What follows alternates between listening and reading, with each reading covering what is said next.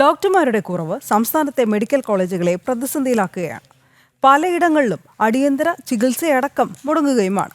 ഡോക്ടർമാരുടെ കുറവ് നികത്താൻ സർക്കാർ തയ്യാറാകാത്തതാണ് പ്രതിസന്ധിക്ക് കാരണം. തിരുവനന്തപുരം മെഡിക്കൽ കോളേജിൽ ഉൾപ്പെടെ ഡോക്ടർമാരുടെ കുറവ് ചികിത്സയെയും പഠനത്തെയും താളം തെറ്റിക്കുകയാണ്. പുതിയ നിയമനങ്ങൾ നടക്കാത്തതിനാൽ ഉള്ള ഡോക്ടർമാരും മെഡിക്കൽ കോളേജ് അധ്യാപകരും അധിക ജോലിഭാരം അനുഭവിക്കുകയാണ്.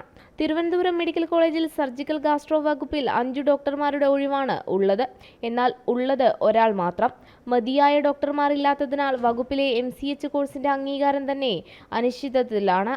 മെഡിക്കൽ കോളേജിലെ ഗൈനക്കോളജി വകുപ്പിൽ 2016 ശേഷം നിയമനം നടന്നിട്ടില്ല. തിരുവനന്തപുരം മെഡിക്കൽ കോളേജിൽ 25 ഡോക്ടർമാർ വേണ്ടിടത്ത് 17 ഡോക്ടർമാരാണ് ഉള്ളത്. ആലപ്പുഴയിൽ 16 ഡോക്ടർമാർ വേണ്ടിടത്ത് 9 പേരാണ് ഉള്ളത്. എറണാകുളത്ത് 8 പേർ വേണ്ടിടത്ത് 4 ഡോക്ടർമാരും. ഡെർമറ്റോളജി വിഭാഗത്തിലും ഇതേ അവസ്ഥ തന്നെ. തിരുവനന്തപുരത്ത് 6 തസ്തികകൾ ഒഴിഞ്ഞുകിടക്കുകയാണ്. ആലപ്പുഴയിൽ 9 പേർ, അത്യാവശ്യമുള്ളിടത്ത് 6 പേർ മാത്രമാണ് ഉള്ളത്. പല വകുപ്പുകളിലും സാഹചര്യം സമാനമാണ്.